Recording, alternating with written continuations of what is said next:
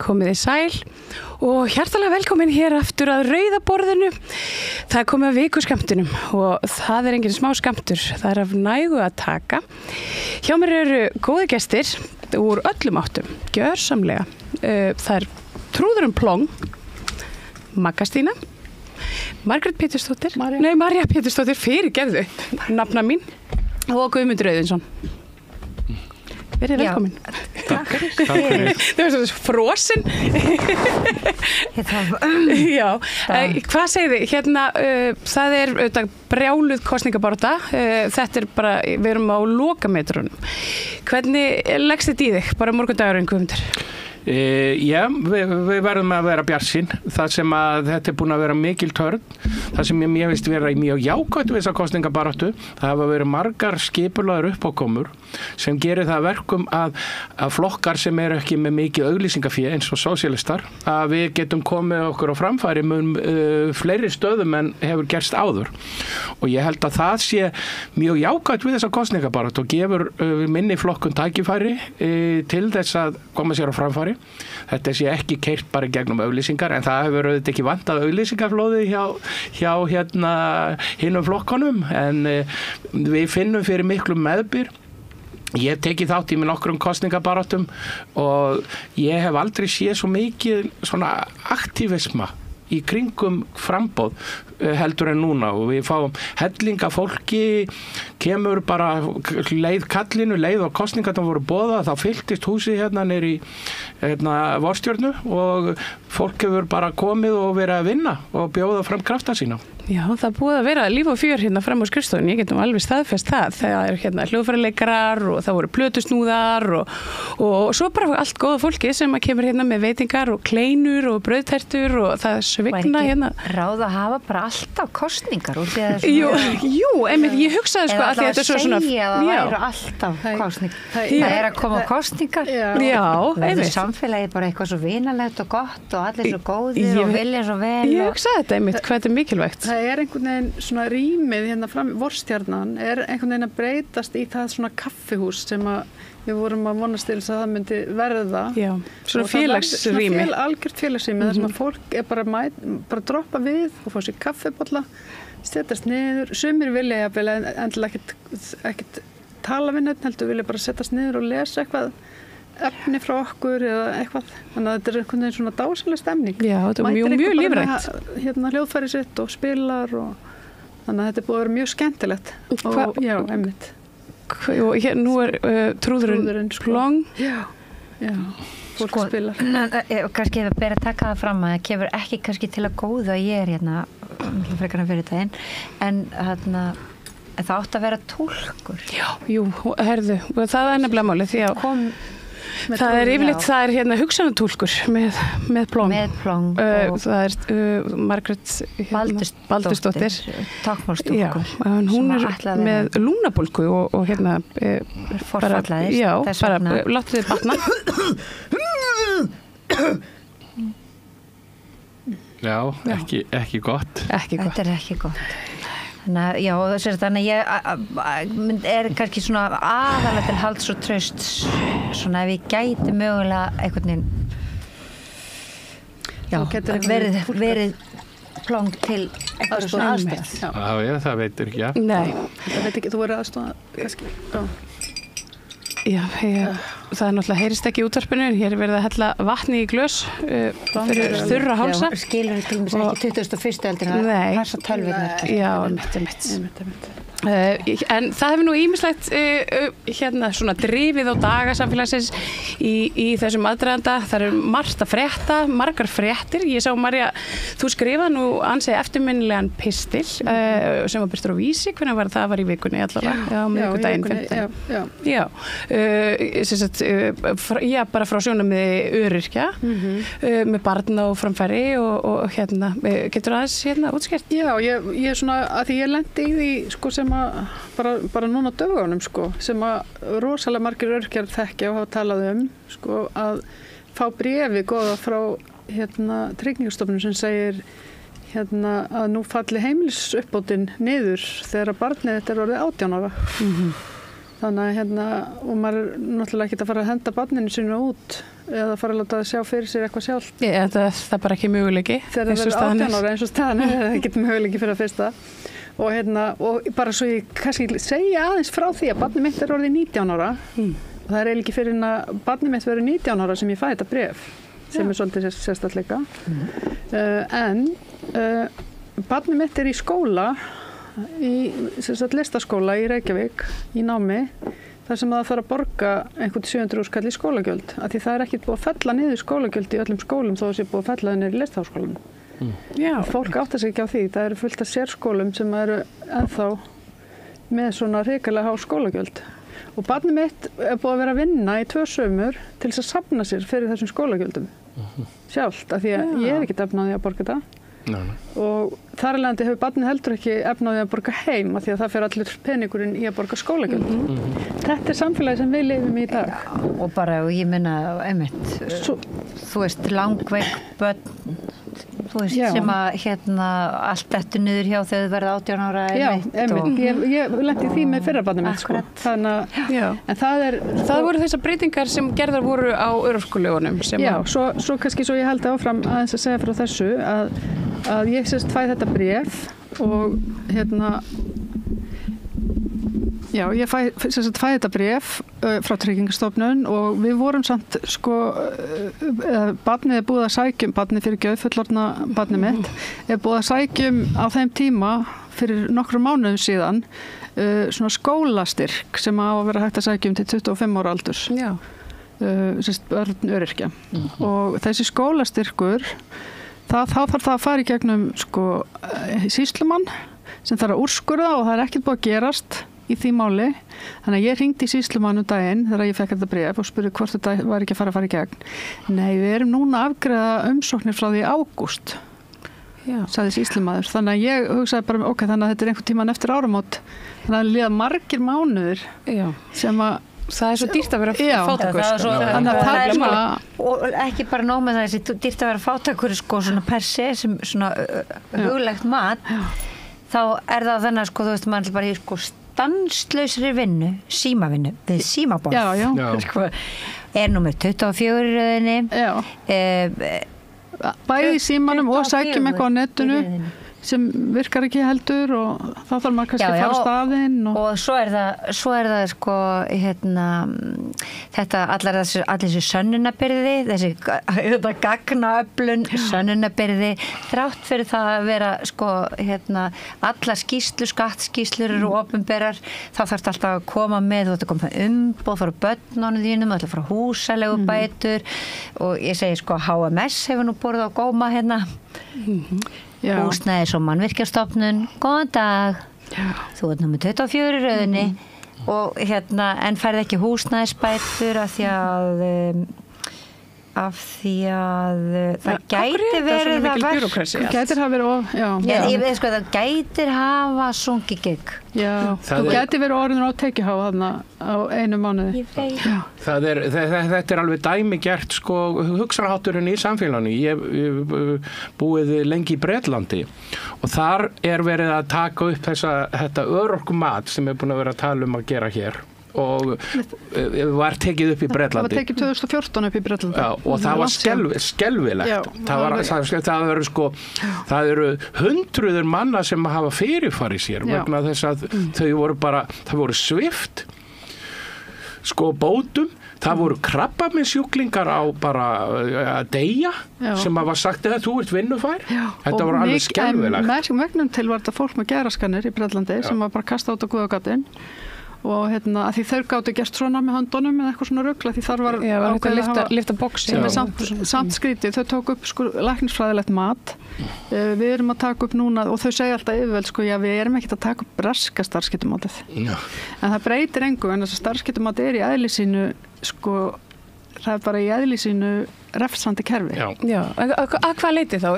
Starfsgetumatið, það er fyrir að fyrsta það er það sem að kerfisbreytingin núna gengur út á í rauninni þetta nýja aðferði að meta örorku og sem þeir vita reyndar ekki hvernig á alveg að útfærast og svo er búið að taka starfsgetumat. Það hefur verið innleitt í gegnum virk í mörg ár á þess að það sé lagasetning fyrir því. Þannig að Tryggingastofnun búin að vera að synja fólki núna massíft ár eftir ár örorkubætur og segja bara endurhæfing ekki að fullur reynd, nei, segja þeir, og þó að þú sendir inn eitthvað núna, endurhæfingu fullur reynd, þá eru þeir samt að synja, því þeir ætla bara að fækka. Þessi kerfisbreyting bara gaggjart út af starfsgetumat til þess að fækka. Alþjóðabankinn sendir þetta út 2005 eða fyrr. Alþjóðabankinn? Já, Alþjóðabankinn og þetta stofnanir, alþjóðlegu stofnanir bara komið þessi skilaboð til þessa velferðarlanda sérstaklega að þeir væru bara of gjafmildir. Það þyrfti bara að fara að spara í velferðarkerfinu. Og það má ekki líta framhjá því að bara þegar við horfum á starfsgetumat í Skandinavíu, í Þýskalandi, Hollandi, Bretlandi, þetta bara til þess að spara í kerfinu. Og það sem gerist það að það verður til tilfærsla af fólki.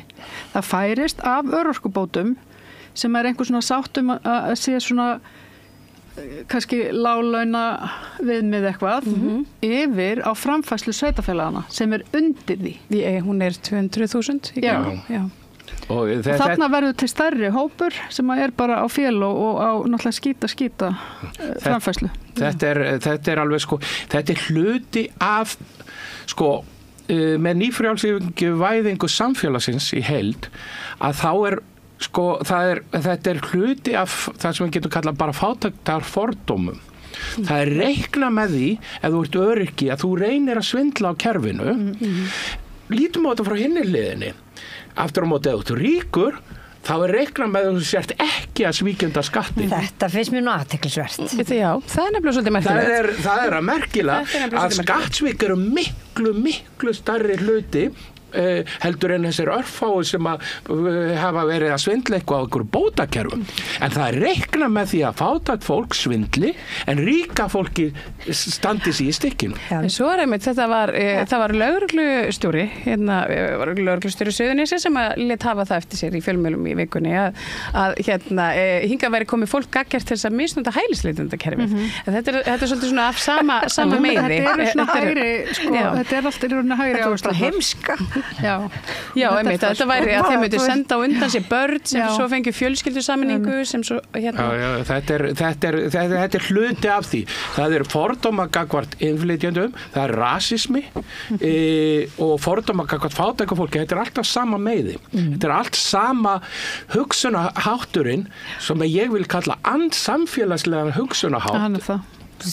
Já, einmitt. Ég ætla ekki að trufla, þetta var myndi með allt í hún á og mjög skemmtilegt að því að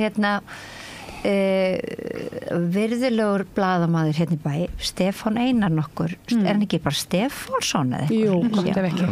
Já, hann sem þetta með þátt sem heitir Spursmál held ég. Jú, mikið rétt. Og gert garðinn frægan með þessum þætti. Nú, hann líka með Facebook síðu. Já, rétt. Og skrifar gjarnan svona eins og fólk gerir status og Facebook. Og ég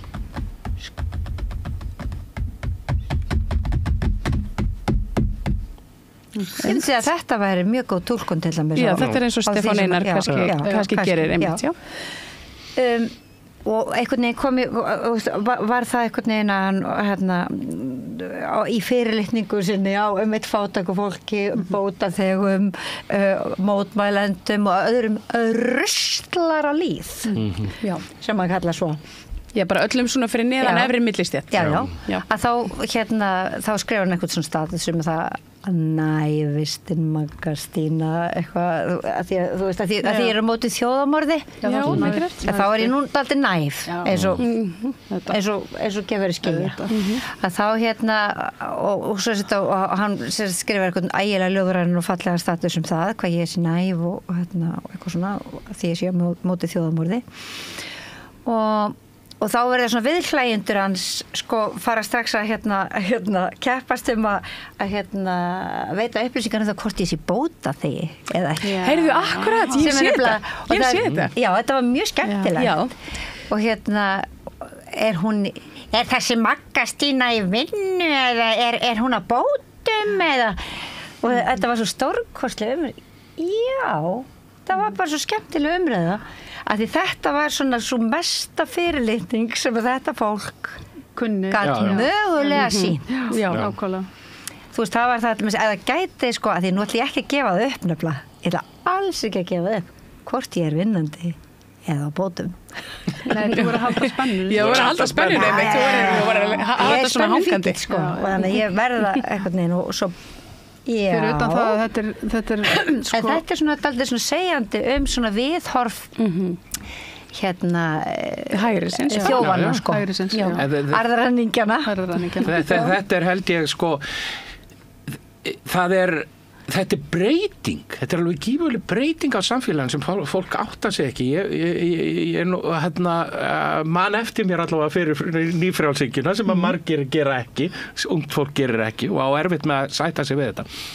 Þá var viðhorfið á Norðurlandum almennt og þar með á Íslandi, það var að við værum í þessu saman og það var ákveðin samkennd, meira að segja, sko, útgerðar aðallinn eða heildsalarnir sem voru kannski ríkar en aðrir, þeir pössuðu sig að berast ekki á vegna þess að því að það þætti ekki fínt í kerfi þar sem að menn teldu sem sé að samkennd og jafnræði, jöfnuður væri sko virkilega það sem að fólk vildi. Ég er bara það sem samfélagi eru byggð upp á. Núna erum við með þætti eins og innlit þar sem er verið að sko gera ertu ekki með kjarval á veggjónum hvað kostaði þessi endursinnrétting, hún kostaði 5 milljónir sko, það er verið að búa til einhvern sko glans og glamur yfir því að vera ofsaríkur sem að er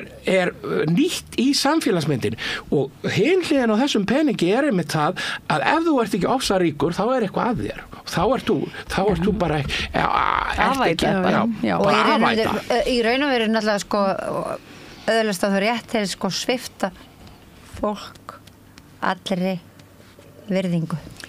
Já, en það var nú eitt sem ég kom inn á í þessari grein líka, talandi að svifta fólk sjálfsverðingunni og svona drepa niður svolítið sjálfsmyndina hjá veiku fólki. Það er þessi kerfi sem við búum í, sem er bæði heilbrigðiskerfið og lyfjakerfið, að við þurfum að hafa þessa greiðslu meðvitund.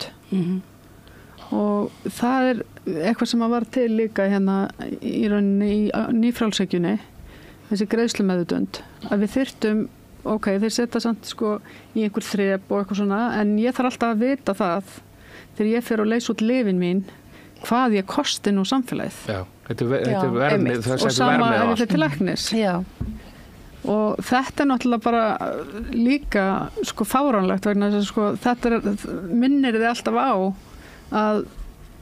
að þú ert á framfæri ríkisins. Og ekki bara það. Og það sé ekki sjálfsagt. Skilur alltaf verið að segja það sé ekki sjálfsagt. Þú kemur í apótekið og þú ert með þennan 200-300 skall á mánuði og lifir í vellistingum af því þetta og borga þína leig og mat og síma og allt fyrir 200 skall og svo ferði allt í einu apótekið og allt í einu kostar lyfin ekki 4.000, þetta kostar 38.000.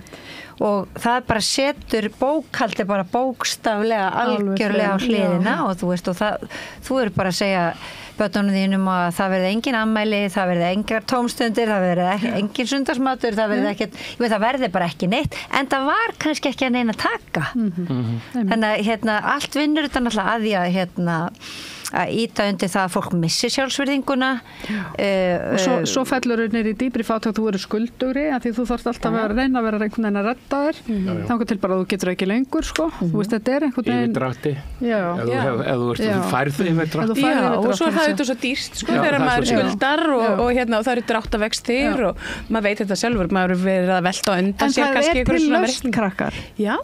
Það er bara að setja alla öryrkjana út á vinnumarkaðin. Já. Þeir geta bara að fara að vinna. Ég segi bara stattu upp og gakk. Takk sæng þína og gakk. Já. Það eru skilaboð hér frá Plong. Það eru skilaboð frá Plong. Hann er staðinu. Hann er að fara að ganga. Já. Og þetta gengur bara vel. Þetta gengur bara vel. Þetta gengur vel. Já. Það er komin lausnin bara. Þannig komin lausnin. Og við erum komin svo líka svo skýra svona mynd á það svona hvað það að vera til dæmis öryrki, veikur. Það er raun og veru bara liti. Það er bara liti, þú getur alveg unnið eitthvað smá. Þetta er bara gott fyrir að hitta fólk og svona. Já, einmitt. Þú veist og þetta er alltaf bara... Af hverju er ekki sett sko bara áhersla á að lækna sjúkdóma og eyða örorkunni þannig, skilurðu, eða bæta heilbrigðiskerfið þannig að þú í rauninni getur lifað sem heilbrigðustu lífi þó þú sért kannski með eitthvað sjúkdóm. Það er þetta sem að skilir ekki. Það er svona eins og hlutunum það sé allt á hvolfi. Það er allt á hvolfi hérna. Já, það er alveg rétt. Það er heimskan. Já, það er nefnilega... Hún er fyrir há. Já. Heimska. En það er nú ýmislegt annað, svo sem horfðuð á kappræður í gær. Já. Ég held að þetta hefði hefnaðist mjög vel. Þetta form virkaði. Þeir leyfðu svona smá fram í koll, en þetta fór ekkit úr böndum. Þetta var aðeins, þegar Sigmundur Davíð fór á svið, en það var... Ég var að hlusta á greiningu hérna hjá honum Andrés í Almannatengli og hann sagði það að fannst að flestir koma vel út en konurnar áberandi bestar og ég held að það hafi verið rétt hjá honum. Að Sanna stóð sig þetta frábærlega og hún Þórhildur Sunna var líka. Já, Þórhildur Sunna stóð sig mjög vel. Svandís, hún átti góða spretti. Þorgerður Katrín, hún vissi að nákvæmlega hvað hún ætlaði að segja. Hún var bara á skript, eins og þeir segja, sko. Þannig ég held að konundar, Sigmundur Davíð ætlaði greinilega að hleypa þessu upp.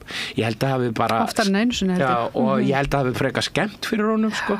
Meira sem hún tókst að fá Sönnu, sem er svona brúðasta manneskja í öllum panelum að gefa honum svona smá skot hérna í miðjum þætti þar sem hann sagði að innflytjendur væru ekki bagginn á samfélaginu en aftur á móti þeir sem að flyttu peningarnir sína í aflandslönd væru það svo sannarlega og Nú heyrðu þetta bara rétt Já, þetta er bara rétt og síðan gef ég Stöð 2 gífurlegt kredit, þeir klipptu okkur á Sigmund þegar hún sagði þetta og hann var svona mjög kindarlegur á svip kallið. Klipptu þér ekki verið á Bjarna? Nei, þeir klipptu over á Sigmund vegna þess að hún var að svara vor. Það hefði alveg þetta átti bæði við Bjarna og Sigmund. Var það annar panel sem hún var að tala beint í Bjarna hún sagði, ég mæli með að þú kennir þér þetta Já, það var í sama panel en það var húsnæðismál. Já, það var húsnæðismál. Þetta var umræða innflytjendamál sem að hún svaraði þessu og þetta var mjög skemmtilegt og ég líka það að ég held að þetta form hefnaðist þetta var svona það var svona líflegra en í þessum ég er kannski ekki alveg sammálaðir þarna Guðmundur en sem ég finnst þetta alveg ofboðslega leiðilegu þáttur alveg bara skelfilega ég bara tók út fyrir það og svo fannst mér sko einhvern veginn vitleysisgangurinn þvílíkur einhvern veginn á tímbilum og þegar að einmitt Sigmundur fékk að hleypa upp með einhverju útlendinga andúð þarna þá var, mér fannst Sanna Magdalena bara sko hún svona dó innan í sér held ég bara við að hlusta á villsuna og mér fannst hún í rauninni bara verða miður sín sko og hún kallaði þarna fram í bara fyrirgefið við erum að tala manneskur ég tók eftir hann er ekki að tala manneskur hann er ekki að tala manneskur þau eru ekki að tala manneskur það er þessi orðræða en ég eins og við vorum fram eftir í gær ritstjórn Rauða borðsins og samstöðurinnar og við vorum svona að velta þessu fyrir okkur og við vorum nú orðin ansi þreytt þetta var svolítið langur þáttur hjá þeim en vorum nú svona sammála að jú þetta hefði nú bara verið svolítið vel gert hjá honum heimi þó að við værum kannski ekki alveg neitt óbærslega hrifin af uppbrotinu sko þetta er náttúrulega bara óbærilegt sko það er nú bara það sem það er sko það verður bara að segja hlutina kalla hlutina sínu réttu nöfnum þetta er bara algjörlega óbærilegt rugl og þessi svona þú veist því ég nú orðið svo gömul, ég sko veit á hvað ég þarf að horfa og á hvað ég þarf ekki að horfa og ég dætt bara flugraði ekki að mér að horfa sko. En ég hef svona gaman að þessum performance, þetta var við þetta og mér finnst þetta flott sjónvarp ég verið ósammálaður María hérna. Við erum sammála flest en við getum verið ósammála þetta er auðvitað bara smekksatrið en það svo er auðvitað hérna fleiri, það bara fleiri hérna, kötturinn Diego og hún var rænt og hérna hann fannst sem betur fyrir aftur og hérna og það eru allir bara virkilega glaðir. Ég lærði ný samtök núna bara í vikunni sem eru dýrfinna. Hafið þið heyrt þessi samtök? Aldrei fyrir núna. Nei, þetta er bara eitthvað svona dýrabjörgunarsveit. Þannig að þetta er svona, bara svona dæmi hvernig samfélagi tekur sér saman og svona bara gengur til verks og mér finnst það alveg óbúslega flott. Þetta er svona mikið sósíalista pæling. Ég held að það hafi verið sko dýrfinna, það var einhverju svona gæludýra leitar aðilar. Já. Það var örugglega verið dýrfinna þegar það kveiknaði þarna í Hafnarfirðinum. Jú, já. Þá mætti ég á svæðið fyrir hönd samstöðarinnar að taka myndir og reyna fiskangu viðtöl og þá sá ég að í næsta, það var búið að girða af þarna einhverja lóði kringum næstu hús eða eitthvað og þar voru, að því þá hefði hundur eða köttur eða eitthvað stungið af sko og horfið og það var verið að reyna bara að tryggja það að hann næðist. Þessi samtök fóru líka vist í Grindavík. Já, að reyna að bjarga dýrum. Það er nauðsynlegt að fá sko, þetta byrjar auðvitað sem maður fekkar strax á tilfinningunni að þó þetta byrjaði sem svona strategía þá vissum maður að þetta myndi líklega enda vel þannig að þetta var svona fílgút með Diego þetta var svolítið svona fílgút og maður fekk það á tilfinninguna að einhver hafi tekið hann en hann katturinn finnst svo verður þetta svona fílgút það kannski segir nú kannski líka allt sem segja þar sko það að þú veist annars vegar séum við að tala sko stöðu fátæksfólks og öryrkja versus versus sko þjófa og arðræningja þjófa, arðræningja þjófa samfélagsins, hinnar eiginlegu afætur samfélagsins og svo hins vegar köttinn Diego sem að hvarf eitt augnablik úr verslunum á 4 sko, þú veist að og það fari einhvern veginn já, það svo það eru sem sagt aftur skilaboð, ekki að handan þú en Plong vildi sem sagt koma því á framfæri einu sem að hefur kannski þyrfti að hafa vera pláss í umræðinni hér og það er verið að drepa börn ennþá í þjóðarmorði það er rétt og og þá segi ég bara og það voru mótmæli í morgun við utanríkisráðuneytið sá ég, kertafleiting á tjörnunum þar fyrir framann Plong varst úr þar já þar var Plong hvetir á kerti var tjörnin frosin 10 kertum þetta eru já og já, og svo kannski við höldum áfram hérna í fréttunum. Þeirra var ekki við. Nó, hún var ekki við, nei. Vant við látin. Já, kannski í kosningaskrifstofunni sinni. Það getur verið. Ekki, sko. Hérna, Dag Bjargjarsson, hann var kærður, sá ég, bara hjá honum Sigurjóni Egils, okkar manni. Mér skilst að hann hafi verið kærður fyrir það að svindla og kosningum. Hans hvatti sjálfstæðismenn til þess að strika yfir sig í komandi kosningum og þetta var brandari, segir Dagur, en mældi stíla fyrir hjá einhverju sjálfstæðismönnum sem að hafa nú kærtan. Sáu þið eitthvað þessu tengt? Já, ég fylgdist með þessu. Þessi brandari hann kemur upp í hverjum einustu kosningum. Ég veit ekki hversuna dagur vegna þess að það er að vera að tala um það að sko það er alltaf þetta er brandarinn sko vegna þess að þetta felstöð í því að ef þú kýs Sjálfstæðisflokkinn og strikar yfir Dag Eggertsson þá ertu búin að ógilda atkvæðið þitt og það er það sem þeir eru að kæra á en þetta er brandari sem hefur komið upp í hverjum einustu kosningum þegar menn eru að hvetja andstæðinginn til þess að gera eitthvað svona til að en ég held að þetta sé með furðulega ákæra verður ég bara að segja Það er bara eina furðulega sem hefur komið frá Sjálfstæðisflokknum Jú, þessa vikuna kannski Nei, en ég finnst nú eiginlega bara svolítið furðulegt hvað ég hef sko heyrt lítið frá séð lítið frá Sjálfstæðisflokknum þeir hafa ekki náð inn í mína búblu allavega Er þetta ekki bara búið? Ég held að Er ekki bara best að þetta sé búið? Sko, já, það er mjög dauft yfir Sjálfstæðisflokknum Já, maður tók eftir því í kappræðanum svona í gær, það var svolítið svona, það var ekki hann var ekki mjög kátur Bjarni Nei, og ég held það að líka það er ákveðin hluti af sko svona yfirstéttinni sem þarf að segja þeim sem eru til dæmis fyrirtækja eigundur svoleiðis, þeir eru farnir yfir í Viðreisn vegna þess að oft eru menn sem eru að reka fyrirtæki og svona margir nýfrjálshyggju menn sem vilja engin afskipti ríkisins af því að þeir eru ekkit endilega að kaupa þennan sko þjóðverðnis rembing hægra megin, svona miðflokksdæmi og þegar að Bjarni tekur það ákvörðun að það þurfa að stoppa flóttan á atkvæðanum yfir í miðflokkin að það getur vel verið að hún takist það að hluta. Það sem að gerðist á hinum megin í flokknum er það að þá eru aðrir, nei, ég tek ekki þátt í þessu, ég fer bara á Viðreisn.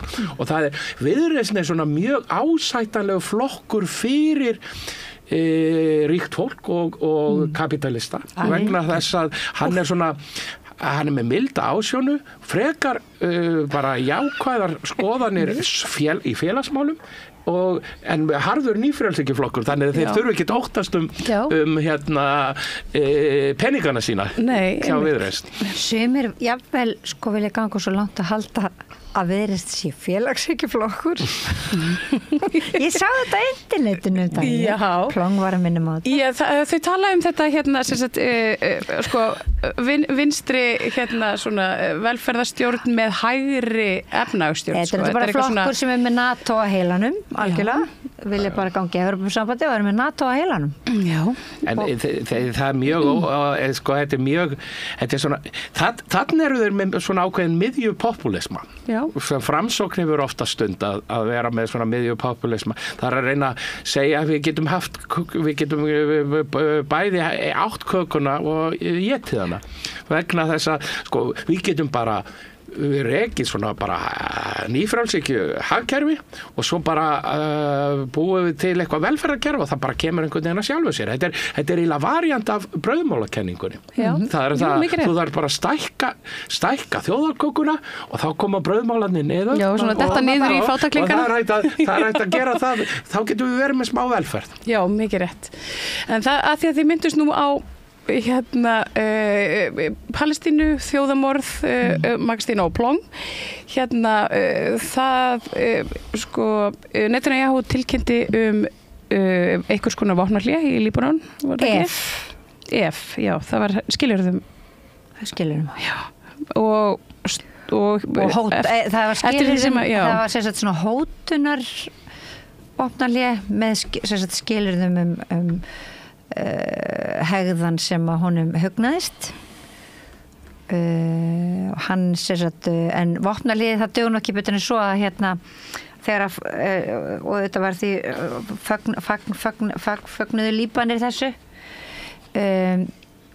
og það bárust fréttir af því að þeir hefðu reynt að snúa til síns heima en í sundur sprengt þorpin þar sem þeir náttúrulega mættiðum ekkert nema bara rjúkandi rúst og hermenn ísraelskir hermenn sem skutu á þau sko. Sem áttu að vera farnir. Já, samkvæmt áttu að vera frumvarpinu. farnir. Þetta, ég las þetta ekki í RÚV, ég ætla bara að segja ykkur það. Nei.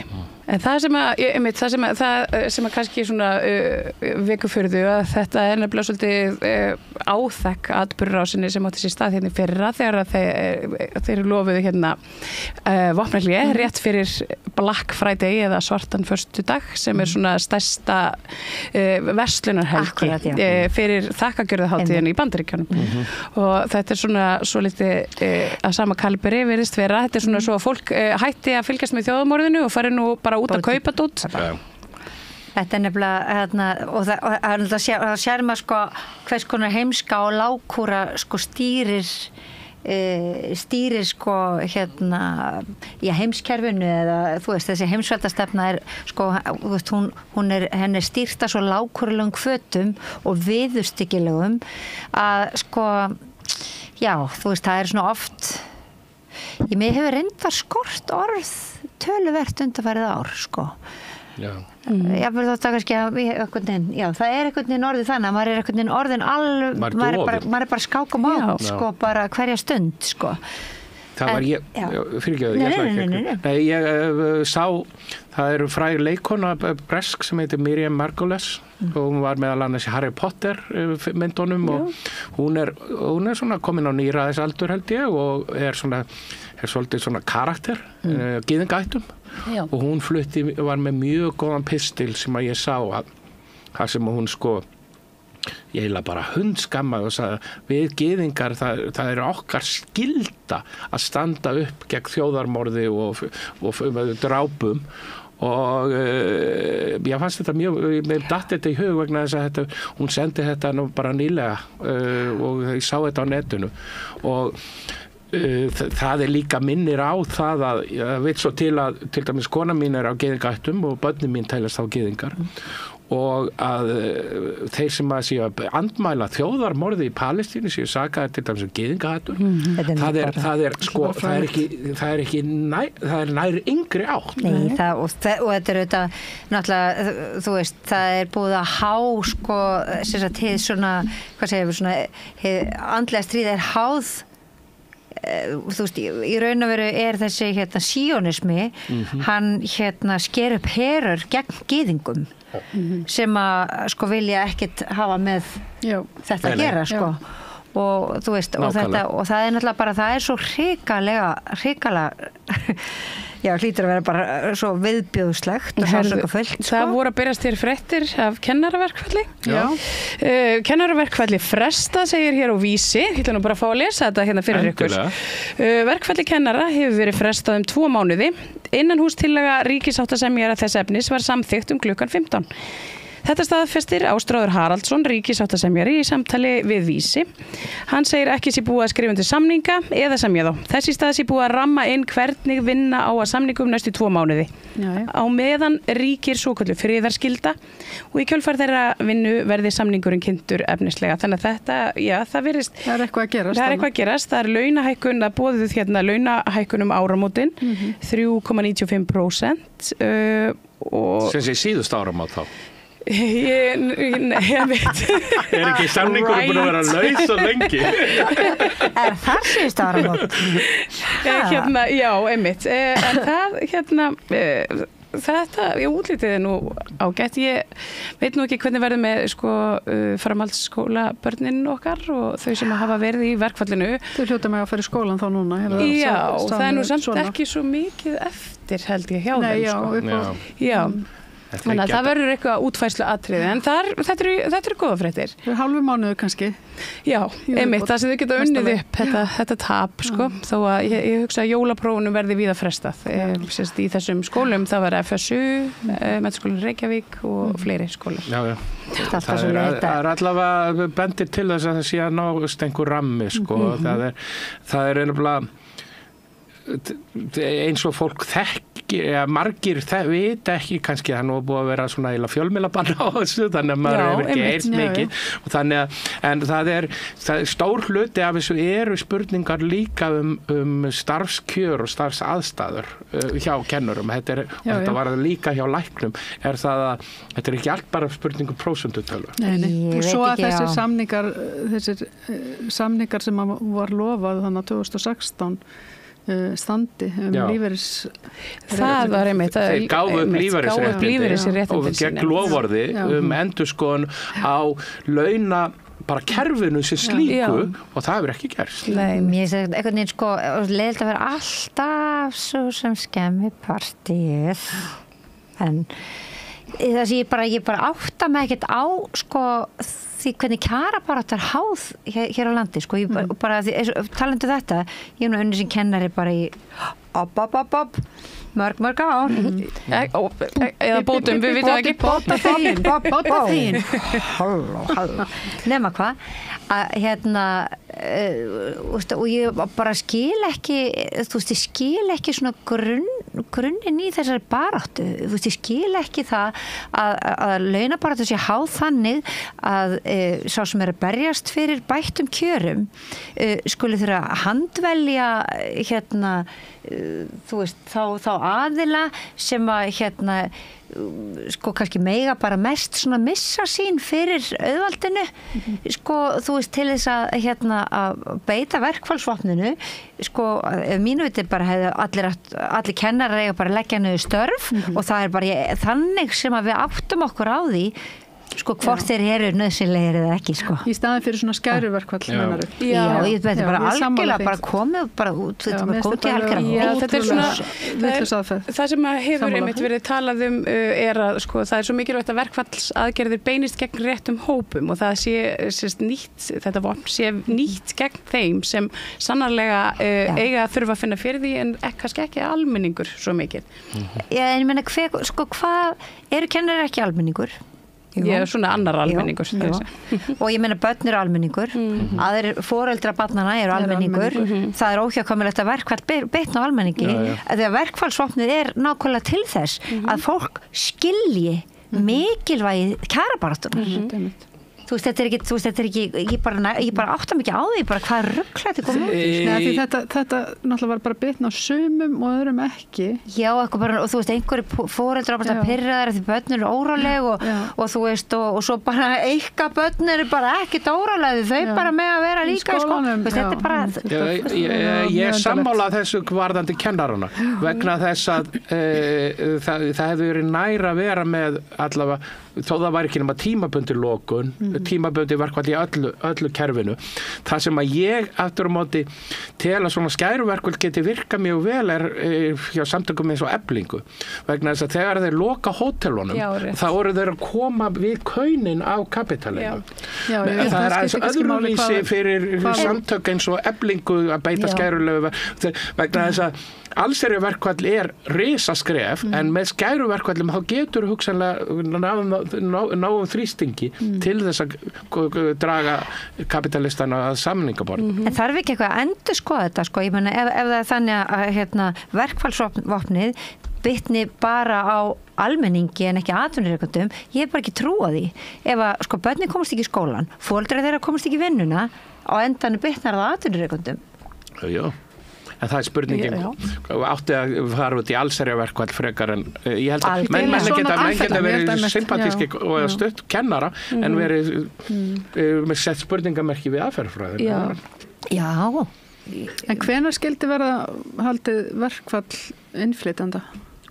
Það er góð spurning það væri nefnilega bara kannski allir innflytjendur leggja niður störf í einn dag svona eins og kvennafrídagur þannig að bara fólk eins og Sigmundur Davíð og Bjarni Benediktsson og þetta fólk þarna sem að kaupi sér alls konar þjónustu yfir daginn sem kaupi sér alls konar þjónustu yfir daginn áttir sér bara á því við kaupum alls konar þjónustu fyrir það yfir daginn ekki það, þeir kannski áttar sér alveg á því að það er fólk allstaðan að hérna í öllum greinum að hugsa allar mögulega, þeir bara vilja það ekki þannig að kannski þeim bara alveg sama Ég hugsa það nú, ég hugsa þeim sér sama allt, sko. Ég hugsa það líka.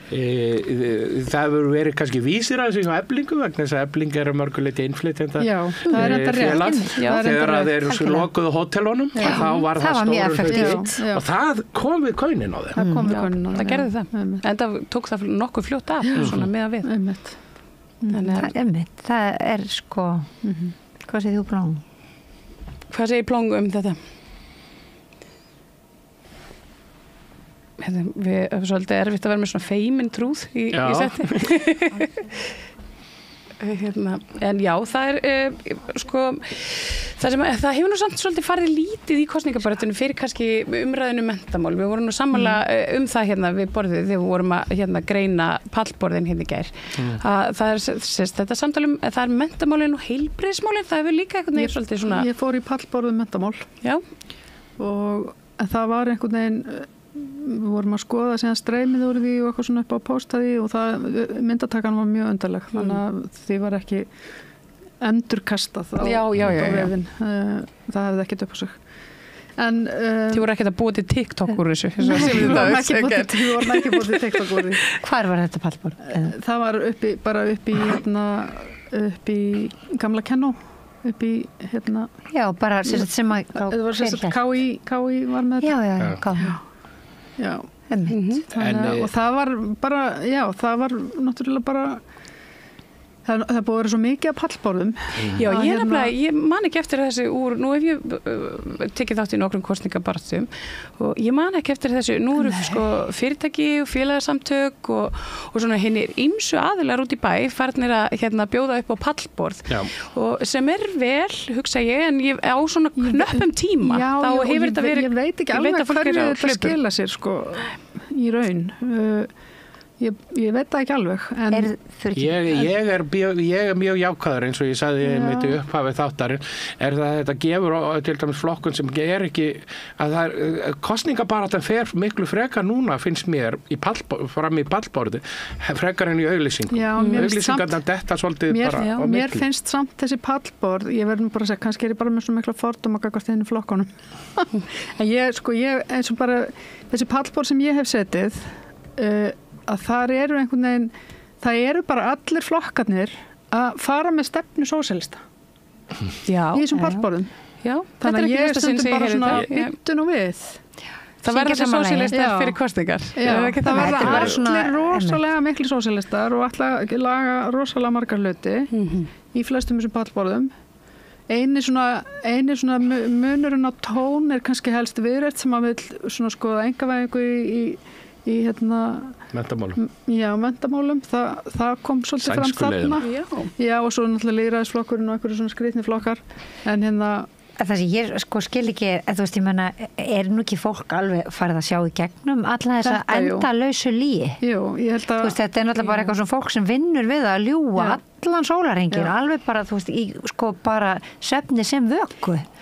Ég ætla aðeins að fá að segja líka, einmitt, að því sko, nú til dæmis þessi flokkar sem að voru í ríkisstjórninni síðast sem eru afturfarnir heim til sín ef svo má segja, eins og til dæmis Framsóknarflokkurinn og Vinstri græni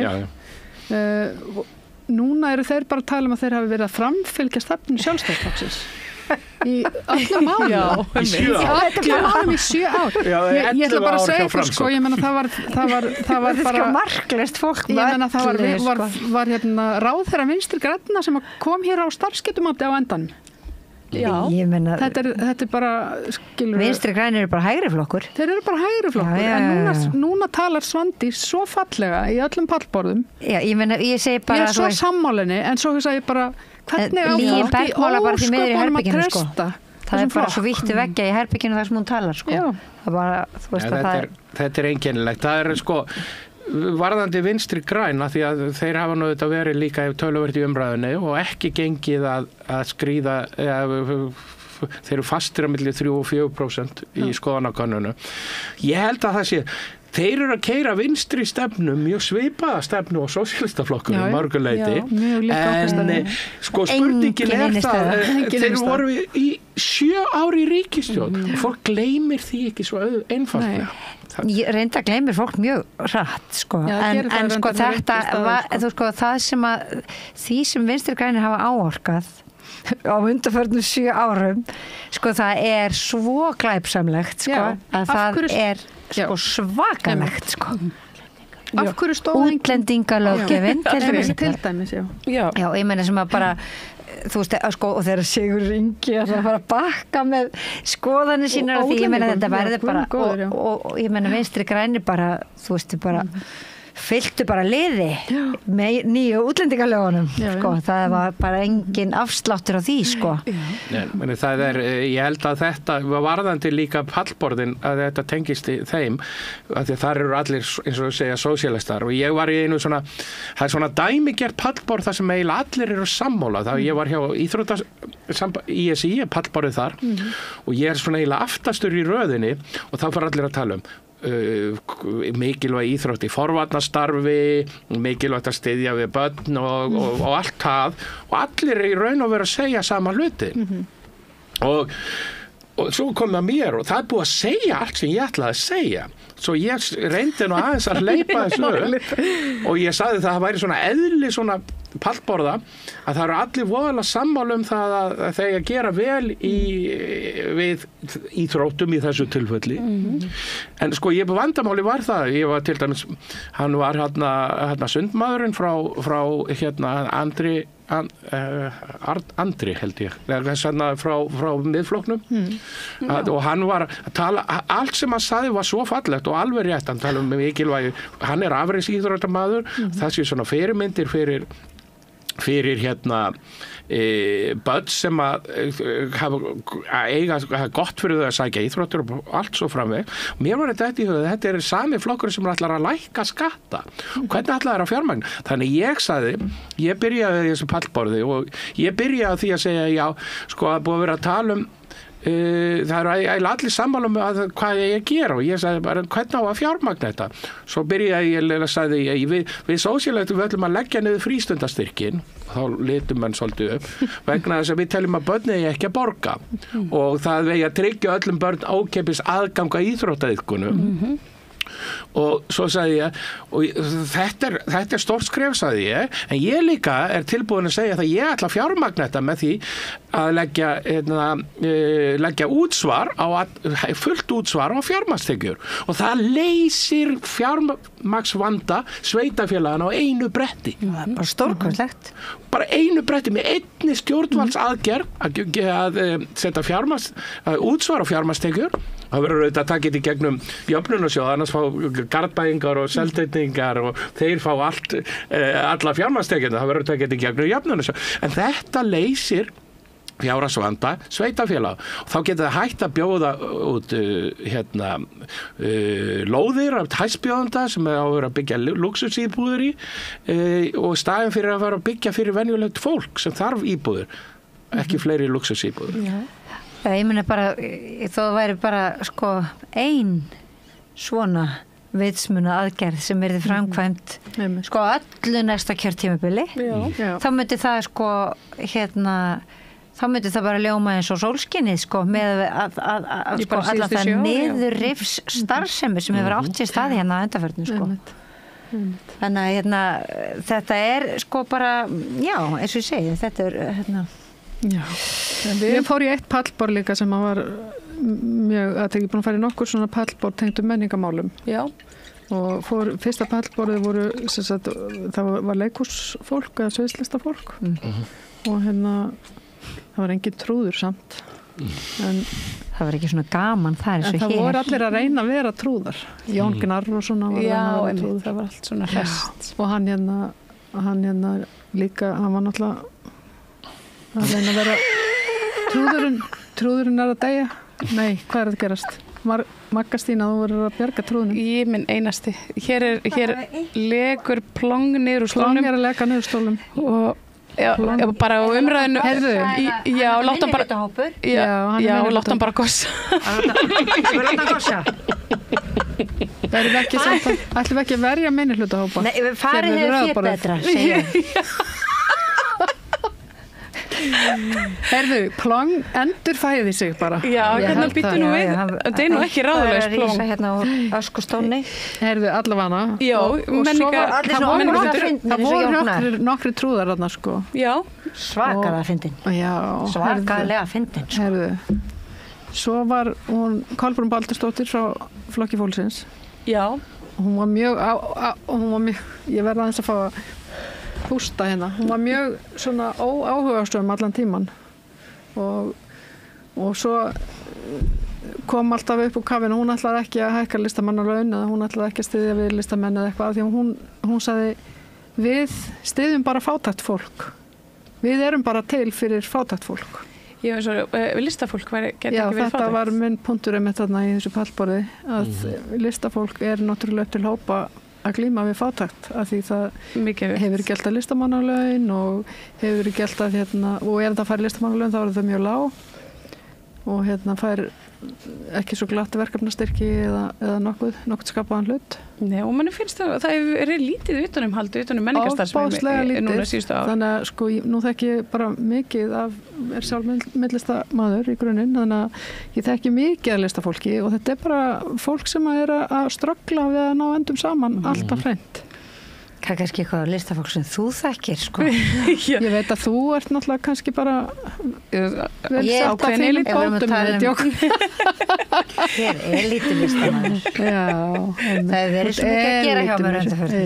Já, er það ekki? Það er komið kostningasvefn galsi í hópin. Já, það er algjörlega. Svona er alveg talað, við ferum alveg bara hérna. Afsaki grinni, ég bara... En sko, Flokkur fólksins, þetta fannst mér mjög athyglisverður punktur. Að þau gera sér ekki eins og grein fyrir hvaða hópar samfélaginu eru að glíma við fátækt. Nei, einmitt. Þau eru bara að horfa á öryrkja sem er vel, allt í lagi með það. Ég ætla ekki að draga úr því. En það eru bara fleiri hópar hérna sem er að glíma við fátækt og glíma við bara hrikalega léleg kjör. Einmitt, námsfólk. Ég held ekki líka bara svona í sambandi við þetta listamannamál, sko. Að það í raun og veru speglar sá hópur líka þetta samfélag sem við bara búum í. Það er einmitt elítulistamenn sem eru alltaf á spenanum, bara þú veist alveg sama hvar og hvenar. Þeir koma sér vel inn í réttum kreðsum. Þeir hafa hætt að vera bara algjörlega að hafa skoðanir af því þeir eru svo mikið í réttum kreðsum. Þeir taka ekki afstöðu til neins. Og ég meina og það að vera listamaður og taka ekki afstöðu í lífinu, ég bara sé ekki hvernig það fyrir saman. Og ég er ekkert að tala sko, þá getum að tekið afstöðu til hvers sem er. Þú veist, þá er enginn að tala það að það sé einhver hérna skoðanakúin í gangi, þar sem að þú veist, þú eru að taka afstöðu endalaust með einhverju tilteknu máli, heldur bara, það ríkir bara almennt afstöðuleysi í þessum elítulistamanna kreðsum og það er ekki nema bara þú veist, þetta er líka, þetta hlýtur samt líka kannski að vera tengt afkomóta vegna þess að ef þú ert komin inn í einhvern svona hóp þar sem að þú fær verkefni og þú færð skiluru að þá hver ríg heldur í það og þú ætlar ekkert að hrista það að því sko það er alveg þekkt staðreind að peningafólkið á peningana skiluru, listamennir eru þú veist elita líka á þessu þetta er bara þetta tekið þessi svo ofsalega sko. En listamennir er enga peninga en þeir þurfa rosalega á peningafólkinu að halda til þess að bara ná að þannig hefur það alltaf verið sko. En þetta er svolítið nýtt þetta er náttúrulega bara ég vil langa til þess að benda bara á hana grein sem að heitir hún Grauturinn Grauturinn alveg frábær grein sem birtist á samfélagsmiðlum, ég veit ekki bara, er þetta þetta er vefritið sem heitir Grauturinn og það er einhver, ég veit ekki eins og hvort það var nafn undir þessu nei, það var ekki Plong var nafn má segja það opinberlega við erum að fá fréttir hérna Plong er nefnilega Plong veit hver viðkomandi er allavega er þetta á vefsíðunni Grauturinn þessi grein og ég vil bara svona tillitssemi bara þá úr því að ekki hefur verið skrifað undir hana en þá er þetta algjörlega stórkostleg grein það í raun og veru sko það framlag Finns Ingólfssonar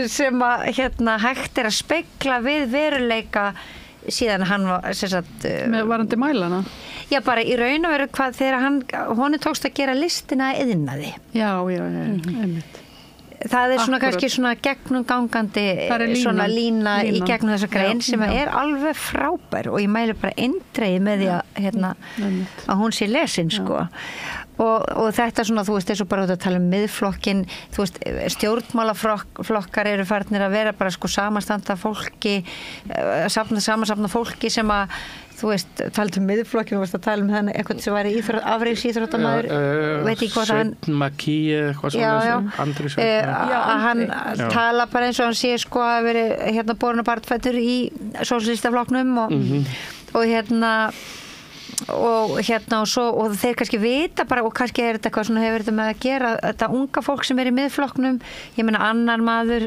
Snorri Másson sem verðist bara alls ekkert bara sko vita í einn heim eða annan sko. Hún var nú aldrei svarað í vikunni það var ekki ómerkari mönnum en Kára Stefánsinni ég tók eftir því sem að svolítið svona stakka þessu upp í hann sko en lísti að dánsamt einhver síður því að þetta svona hróki tala við hróka þetta var nefnilega, þeir eru svolítið, ég hugsaði þeir eru svolítið svipu típa þeir eru svolítið svona og alltaf bakka hvern annan upp sko bara klappa en ég held að talandi þetta innlega hjá Kára var það hann að raun og vera að benda á rétt sko hann Snorri hann að kvarta yfir því að það sé verið að segja eða sem sé tala illa miðflokkin en í raun og veru var ekkit annað en að gera það þeir sem voru að gera þetta þeir voru bara að telja upp stefnumál flokksins og þetta var svolítið skemmtilegur svona sjónarhort sem að Kári kom með vegna þess að sko ef þú skammast þín fyrir stefnunum hvað ertu að gera þarna en það sem að Kári skilur ekki er að kynslóð Snorra Mássonar hann bara varða bara ekkert það þú veist, það bara varðar ekkert það þetta hann bara einhverjum svona framamaður sem alltaf bara meika það í samfélaginu bara út af fasismi eitthvað bara og það bara skiptir einhver máli þú veist að Kári Stefánsson heldur þú veist að Snorri Másson sé að fylgja einhverjum hugsjónum það hann ekki að gera Nei þetta svona, hefur verið kallað populismi já. Nákvæmlega og það það sem erum að ræða þarna og ég held að það gegnum gangandi náttúrulega með þessa stjórnmálaflokka það enginn að fylgja neinum hugsjónum Nei og stendur ekki til sko Nei, það hefur verið nefnilega, mér finnst svolítið vera málefna þurrð sko í þessari kosningabaráttu. Ég hef til dæmis tekið eftir því líka hvernig flokkarnir leyfa sér sko að velja og hafna eftir hugðarefnum og þá nefni ég sérstaklega félagi Ísland Palestínu sem var með stóran panel og hægri flokkarnir sáu sér ekki fært að mæta og það sama, ég þekki til Solaris sendir út spurningar til stjórnmálaflokka það eru hægri flokkarnir sem ekki svara og þetta eru svona þessi mál sem snúa að sko einmitt Palestínu og innflytjendum og flóttafólki og annað sem að einhvern veginn þau svona stinga svona fingrunum í eyrun og einhvern veginn bara sínt fyrirlitning bara sína bara nákvæmlega bara niðurlægja málstæðin með því að finnast ekki þessi verið að mæta einmitt, en svo svona freda með munnunum bara eitthvað svona bull statistík þú veist útlendinga sem að séu eyðileggja alla innviði sem að bara heldur ekki neinu vatni. Nei, og það er margbúið að benda á þetta og Sigmundur Davíð til dæmis þegar hann að fara með þessa möndru að það séu húsnæðisskortur vegna hælisleitenda sko, og það er margbúið að reka þetta ofan í hann veit þetta er lygi en hann heldur þessu bara áfram. Já. Þetta er nefnilega en það er ég vildi kannski skjóta fyrst áður en ég segi með skilaboð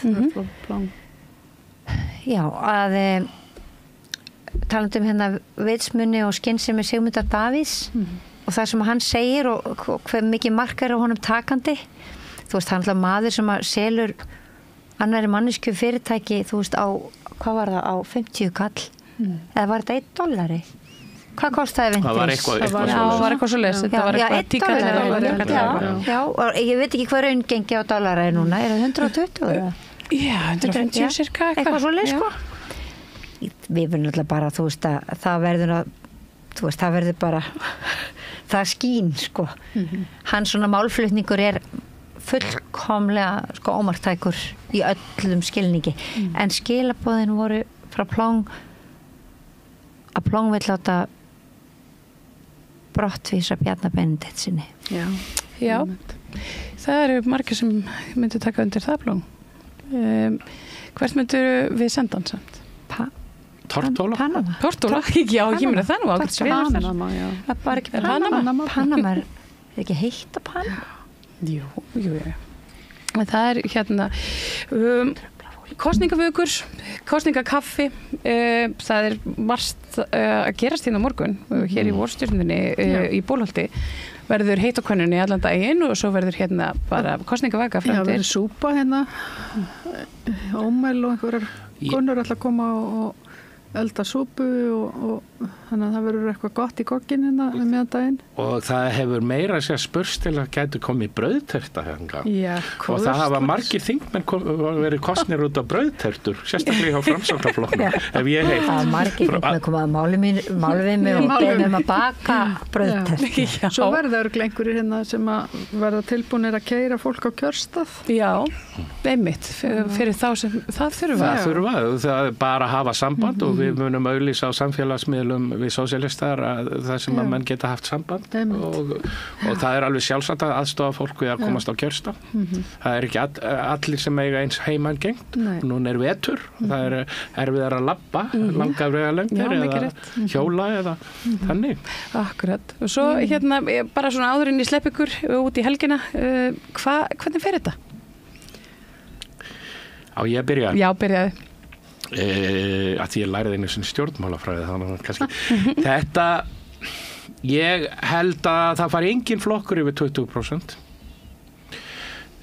Þetta verða, ég spái því að Píratar og sósíalistar komist inn. Það verður miðflokkurinn á eftir að þetta nálagt 10%. Ég vonu það að sósíalistar nái vel inn, þeir verða að ná vel inn vegna þess að það skiptir svo miklu máli þessi 5%, vegna þess að það þýðir það í raun og veru, þú getur verið hvar sem er á landinu, ef þú kýst sósíalista og kemur þeim yfir 5%, þá er Sanna komin inn á þing. Það er bara svo einfalt. Þannig að menn geta kosið Sannu á öllu landinu, ekki bara í Reykjavík suður. Og þetta er, ég held að Samfylkingin verði líklega stærst frekar en Viðreisn. Já. Viðreisn og ég er ekki viss hvort Sjálfstæðisflokkurinn nær það miklu að fara aftur yfir Viðreisn, en þetta er svona mitt mat svona. Já, hvað segir þú, María? Það er rosalega, sko, mér finnst alltaf rosalega erfitt að spá einhverju svona, en ég ætla að vona, ég ætla bara allavega að lefa mér að vona að sósíalistar bara fari, sko, vel yfir 5%. Já. Og þið séu á leiðinni á þing. Við séum bara, já, ég vona bara að við séum að fara að fá bara 4 menn á þing eins og við höfum mælst allavega í spám undanfarið. Já. Þannig að ég held að ég sammála Guðmundi í svona kannski flestu með þetta. Ég held að Píratar nái inn líka og ég held að það fari svolítið mikið fylgi heim inn í kjörklónum. Það hafa verið það margir óákveðnir. Þannig að hérna við grunar að það fari svolítið fylgi heim, bæði hjá sjálfstæðismönnum og framsóknarmönnum og því miður, sko. Jú, og það virðist alltaf gerast, sko. Samt óttast að Vinstri grænir fari ekki inn, sko. Já. Já, en það eru kannski, það eru skýrari og betri vinstri valkostir. Já, kannski ekki rétt að orðalagið. Já. Kannski það bara fyrir bestu. Já, sko, ég svona myndi segja svona að það er nú alltaf eitthvað inn í mér, skilur þú veist, þegar maður, sko, að því fyrst þetta eitthvað en í stuttumáli sagt, ég trú ekki á þetta kerfi eins og sett upp, sko, og ég myndi vilja láta kollvarpa því algjörlega bara og þú veist, byrja á grunni. Að því sögðu að þá bara auðvitað sko vonast ég til þess að þessi þjóð leggi svona samvisku sína og hjarta á vogarskálanar og þú veist og mér finnst það vera kannski fyrir öllu því ég hef svona séð að fólk að spurja jafnvel svona á samfélagsmiðlum hvaða flokk það eigi að kjósa eða félagshyggju fólk eða eitthvað svoleiðis sko og ég veit ekki þú veist, við höfum ekkert annað heldur en okkur sjálf. Við höfum ekkert annað heldur en sko okkar innstu sannfæringu. Ef að það búið að ná að sko að einhvern veginn að má út okkar innstu sannfæringu fyrir okkur sjálfum, sko þá mjög illa komið fyrir okkur. Og ég myndi bara nýta daginn og fyrramálið til þess að sko reyna að grafast fyrir hver okkar innsta hjartans sannfæring. Fara inn í sólarplexusin? Já, farðu inn í sólarplexus, nei, ég vil segja svona, en það alveg satt, og og spyrja sig bara, hvað það sem við viljum? Þú veist, hvað það raun og hvað það og á hvað trúi ég? Trúi ég á alla þessa lygi? Trúi ég verkum? Ég meina, nú setjum við uppi með verk flestra flokka nema eins og þó það væri ekki nema bara vegna þess að það aðeins einn flokkur það eru enda tveir afsakið en það eru tveir flokkar mjög ólíkir sem að ekki hafa komið að lygiborðinu ennþá og annar þeirra hefur samt komið að framkvæmdaborðinu sko. Já, annar þeirra hefur komið að framkvæmdaborðinu og rauðaborðinu Nei, og ég segi og ég segi sko, ég alveg talað sko, að þú veist það ætti að það allavega kastaði 12 hjá mér sko. Þú veist það hefur bara verið eitt flokkur sem ekki hefur sko logið upp í opið geðað á mér sko og hlegið svo mjög lengi í kjölfarið skilur þú veist þannig að ég bara leggja á mæli að fólk fari eftir sinni innstu sannfæringu og jafnvel taki inn í myndina ekki jafnvel, taki sérstaklega inn í myndina mennsku sína hvaða flokkur Má ég spyrja eins og kannski einhver myndi spyrja sem að hlustar á þig núna en hvað þá með flokkana sem hafa bara verið í stjórnarandstöðu? Hvernig hafa þið staðið sér í stjórnarandstöðu? Þetta sem ég langaði að fá. Ég get ekki sagt að mér finnist að þeir flokkar sem hafa verið í stjórnarandstöðu, ég get bara ekki sagt að mér hafa finnist þeir hafa gert nokkuð skapaðan hlut frekar en stjórnarflokkarnir. Því miður. Og það ræður mínu atkvæði. Og svo segi ég bara Plong, ykkur skilaboð úr heimi trúðana? Leildi ég skulle vera tólk. Já, þetta svona hér verið að tólka. Sjálfstæðisflokkurinn muni tapa og Plong segir af því að hann ömurlegur. Já. Þetta voru bara mjög bara beinskeitt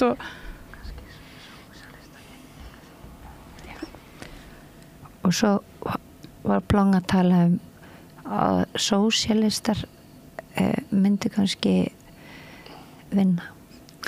Já, þetta ég vona að þú sért mjög forspár Plong. Góði gestir, Guðmundur Auðurs, María Péturs, Magastína og Plong.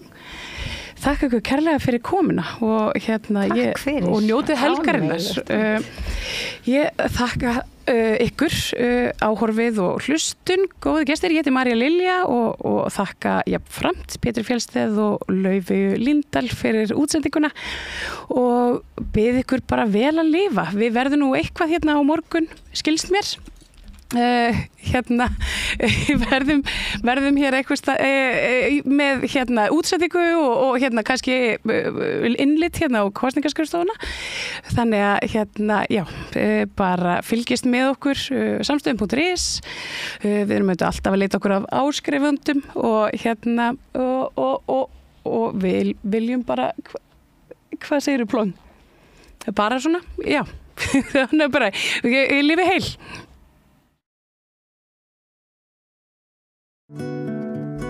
Ég var lítið barn og lék mér við strand. Af hverju ertu sósíalisti? Af því ég vil að öllum líði vel, að það geta allir átt hús, fengið að borða, séu ekki stressaðir út af hlutunum, svona eigi ekki pening og eigi ekki mat, það ekki skemmtilegt. En mér finnst að það sé að gera þetta betra, þannig að fólk eigi alveg það sem það þurfa að eiga. Ég trúi því að saman að við getum lagað hlutina og breytt og þess vegna ég sósíalisti. Já, sósíalisminn eina stjórnmálastefnan sem allir geta skilið. Það kominn tími til að breyta áherslum á Alþingi, kjósið XJ, sósíalistaflokkinn.